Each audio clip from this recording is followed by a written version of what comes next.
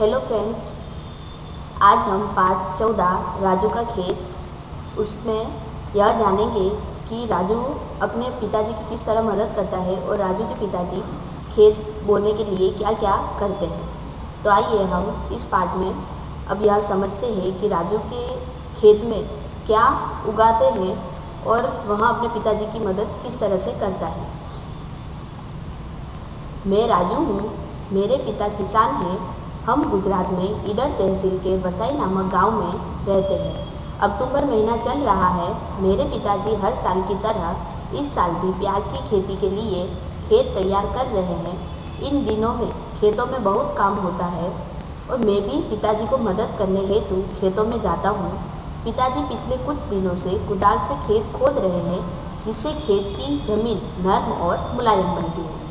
तो राजू उसके पिताजी किसान हैं और वह ईडर नामक के वसाई नामक गांव में रहते हैं और उसके पिताजी प्याज की खेती के लिए खेत तैयार कर रहे हैं। तो उन दिनों में उनको बहुत काम है और वह भी अपने पिताजी की मदद करने के लिए खेतों में जाता है और उसके पिताजी कुदाल से खेत खोद रहे हैं और तो उसका ज़मीन को नर्म और मुलायम बनाने के लिए कुदाल से खेत खोदते हैं। राजू के इलाके में ज़मीन को नर्म बनाने के लिए कुदाल नामक साधन इस्तेमाल किया जाता है। तो आपके इलाके में इसे क्या कहते हैं? तो हमारे इलाके में भी इसको कुदाल ही कहते हैं।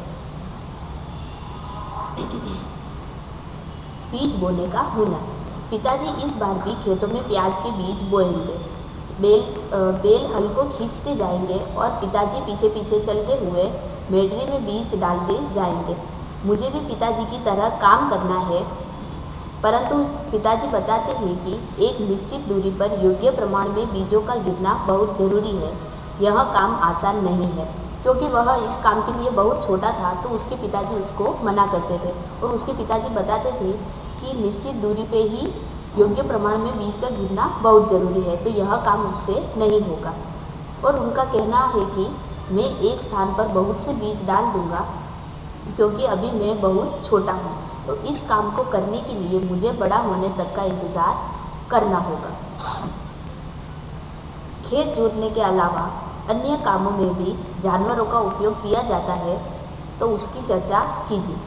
तो खेत जोतने के अलावा हम जैसे खेत की रक्षा के लिए या खेत में कोई व्यक्ति आ ना जाए, हमारी फसल को खराब ना कर दे, तो उसके लिए हम बाहर एक कुत्ते को रख सकते हैं, जिससे हमें पता चलता है कि वह हमारे फसल को कोई नुकसान तो नहीं पहुंचा रहा है। अगर कोई व्यक्ति या कोई जानवर खेत में आएगा तो वह कुत्ता भौंकेगा, तो उससे हमें समझ में आ जाएगा कि भाई हमारे फसल को या तो कोई नुकसान पहुंचाना चाहता है या हमारे खेत में कोई आया है। तो ऐसे अन्य जानवरों के बारे में आप और भी लिख सकते हो। अंकुर दिखेंगे। बीज बोए लगभग 20 दिन हो गए हैं। प्याज के बीज अंकुरित होना शुरू हो गए हैं। प्याज के पौधे के साथ साथ खरपतवार भी निकल गए हैं। खेतों में कुछ पौधे बिना बोए अपने आप ही उग जाते हैं, जिन्हें खरपतवार कहते हैं। तो इस चित्र में आपको छोटे छोटे जो पौधे दिख रहे हैं उसके बारे में बता रहे हैं कि उसे खरपतवार कहते हैं। जो पौधे बिना बोए ही अपने आप उग आते हैं उनको खरपतवार कहते हैं। अगर इस खरपतवार को दूर न किया जाए तो अच्छी फसल नहीं मिलती है। माँ, चाचा और मैं मिलकर इस काम में पिताजी की सहायता करते हैं। तो राजू अपने पिताजी की सहायता खरपतवार को दूर करने के लिए उसकी माँ और उसके चाचा जी, यह तीनों साथ में मिलकर उसके पिताजी की सहायता करते हैं। प्याज के पौधे के साथ। प्याज के पौधों को इस तरह बढ़ता देख मुझे बहुत खुशी होती है। वे मेरे घुटनों तक ऊंचे हो गए हैं और पत्ते भी पीले होकर सूख गए हैं। इसका मतलब प्याज की फसल तैयार हो गई है। अब प्याज निकालने के लिए बिल्कुल तैयार है। आप अपनी कॉपी में खेत में देखी गई किसी फसल का चित्र बनाइए। जैसे आप कोई भी फसल आपने देखी हो, जैसे गेहूं की देखी हो, चाहे बाजरे की देखी हो, किसी की भी फसल देखी हो, तो उसका चित्र आपको अपनी कॉपी में बनाना है। आइए जानते हैं। घर के प्रत्येक सदस्य को प्याज खुदाई के काम में सहायता करनी होगी। प्याज की फसल में यह काम समय से होना बहुत आवश्यक है। यदि समय से प्याज नहीं निकाले तो सारे प्याज ज़मीन के नीचे ही सड़ जाएंगे और हमारी सारी मेहनत बेकार हो जाएगी। प्याज को अगर जल्दी से निकाला नहीं जाता तो वह ज़मीन के अंदर ही सड़ जाते हैं और जितनी भी हमने पहले मेहनत की होती है वो सारी मेहनत बेकार हो जाती है। राजू खेत में अपने पिता की मदद करता है। क्या आप भी अपने घर के बड़ों की मदद करते हो तो किस काम में? तब यहाँ पे आपको जवाब लिखना है कि हम अपने घर में बड़ों की मदद किस तरह करते हैं। तब यहाँ पे हम क्या लिखेंगे कि बड़ों की मदद,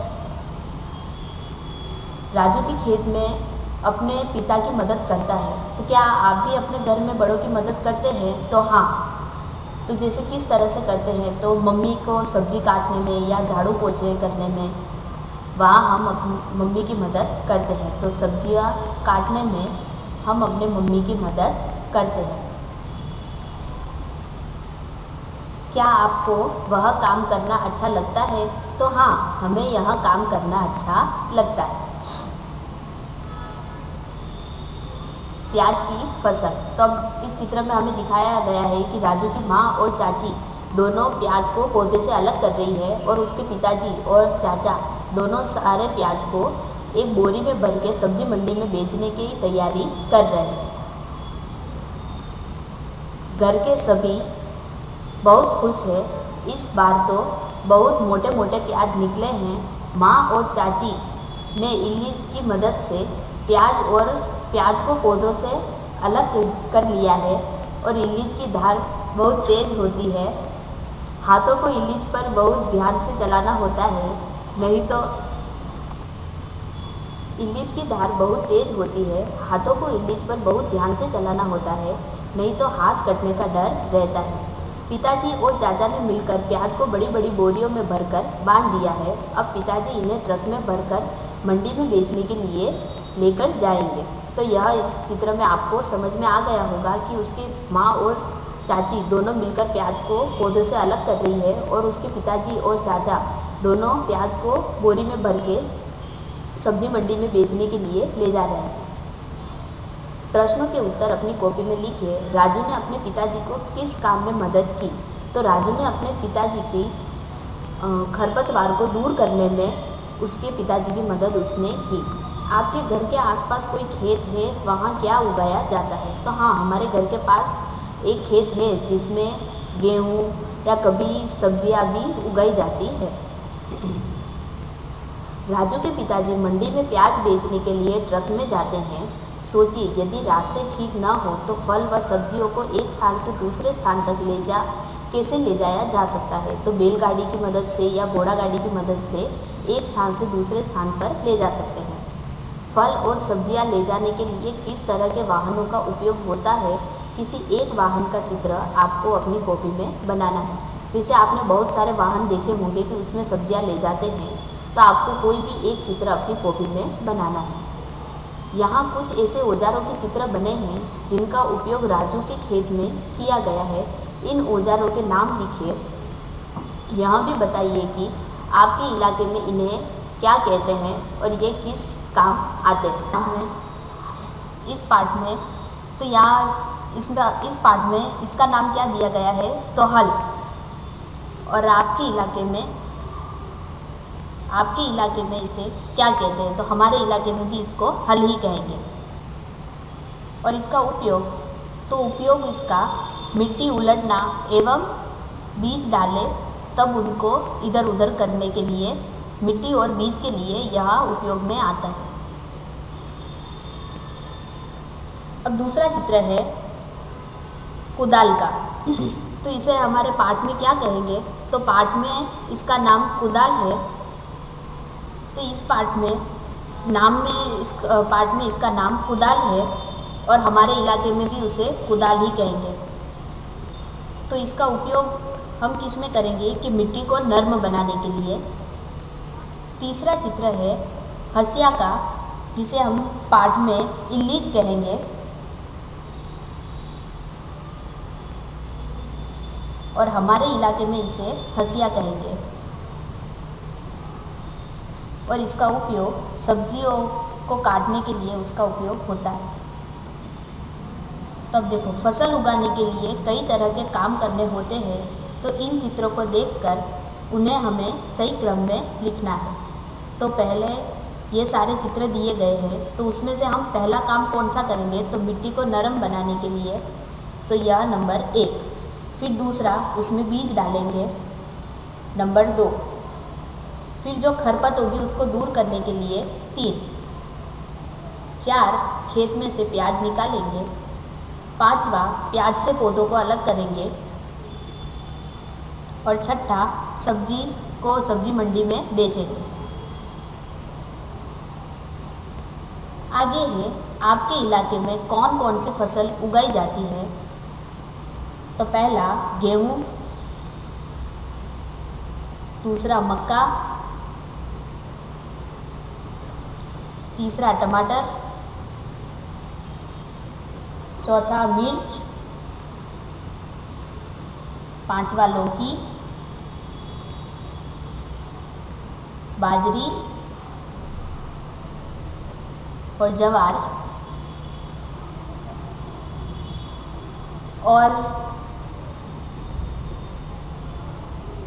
और आदि जैसी और भी बहुत सारी सब्जियां होती है, अदरक। फिर आगे, आपके इलाके में उगाई जाने वाली किसी एक फसल के लिए कौन कौन से काम करने पड़ते हैं, उसकी चर्चा कीजिए और अपनी कॉपी में लिखिए। जैसे हमने यहाँ पे देखा कि प्याज उगाने के लिए कौन कौन सा काम करना पड़ता है, वो उसके बारे में हमने जाना। ऐसे आपको जो भी, अगर कोई गेहूँ उगा रहा है या कोई मक्का या कोई सब्जी, तो उसके लिए कौन कौन सी फसल, उसके लिए क्या क्या काम करना पड़ता है, वो आपको अपनी कॉपी में लिखना रहेगा।